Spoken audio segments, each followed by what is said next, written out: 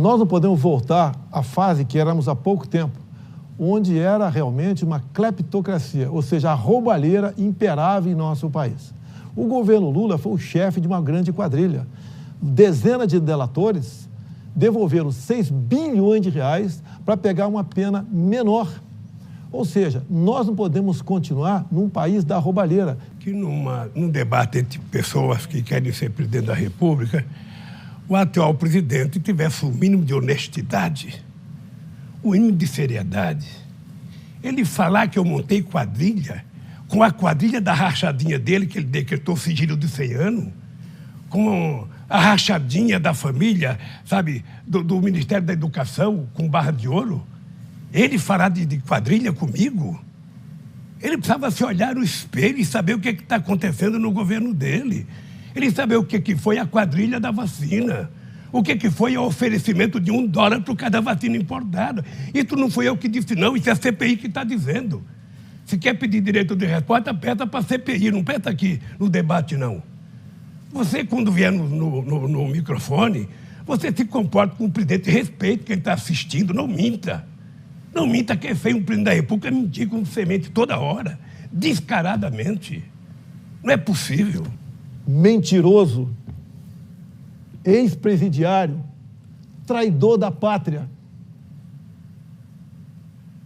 Que rachadinha teus filhos roubando milhões de empresas após a tua chegada ao poder.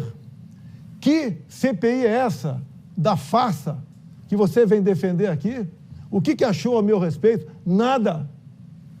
Que dinheiro de propina? Não teve propina? Propina teve, com o senhor Carlos Gabas, do consórcio do Nordeste, dos governadores amigo teu, que foi descoberto o desvio de 50 milhões de reais e nada foi apurado. O seu governo, através de Carlos Gabas, consórcio do Nordeste, fez muitos nordestinos morrerem por falta de ar, porque foi desviado dinheiro da compra de respiradores. Nada tem contra o meu governo, nada. Deixe de mentir, tome vergonha na cara, Lula. As regras do debate foram acertadas por todos os senhores. Para não atrapalhar o debate. Mas é uma insanidade um presidente da República vir aqui e dizer o que ele fala com a maior disfarçatez. É por isso que no dia 2 de outubro, o povo vai te mandar para casa.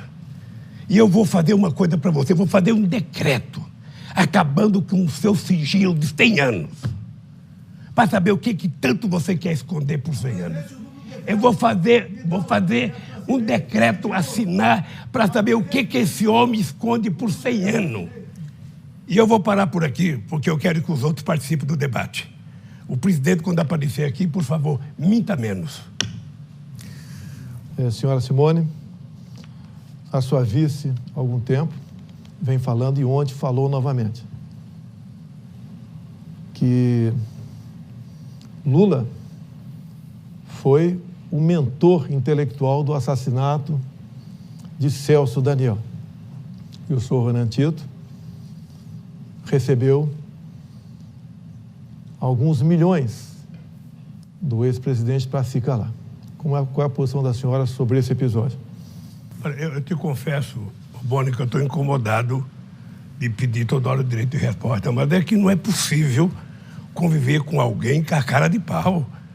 Do presidente não é possível. Primeiro, o Celso Daniel era meu amigo. O Celso Daniel era o melhor gestor público que esse país teve.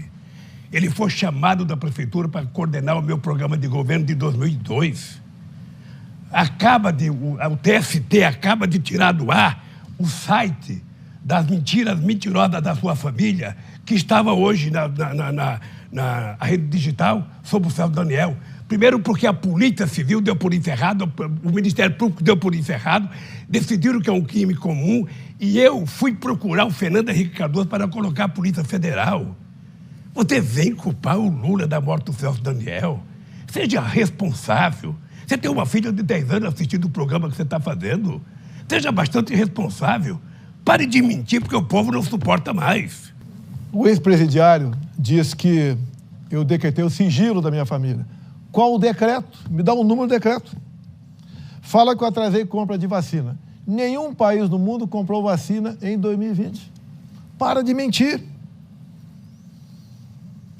Quando se fala em fome, eu dei R$600 de Auxílio Brasil. Você dava pouca coisa para os mais pobres, usava esses mais pobres com massa de manobra para ganhar voto.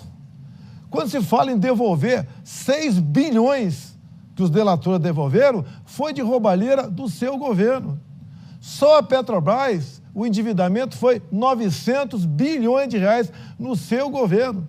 Isso daria para fazer 60 vezes a transposição do São Francisco. Tu foi condenado em 3 instâncias por unanimidade.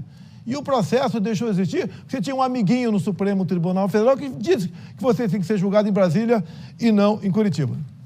Eu confesso ao povo que está nos assistindo que eu me sinto mal.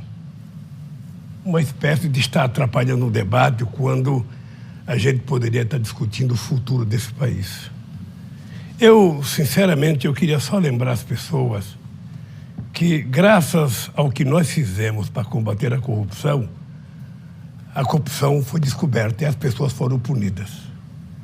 Acontece que você poderia, no processo de combate à corrupção, prender os presos e liberar as empresas para funcionar. No Brasil se quebrou e se fechou 4 milhões e 4 postos de trabalho.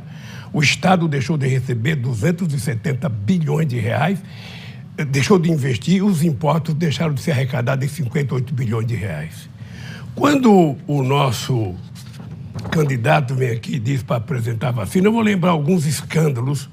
Imóveis, 51 imóveis, mansão de 6 milhões, tempo, a Jardinha de Queiroz. Seu tempo está esgotado, candidato. Era 1 minuto para a sua resposta. Eu peço ao senhor, por favor, que retorne ao seu local.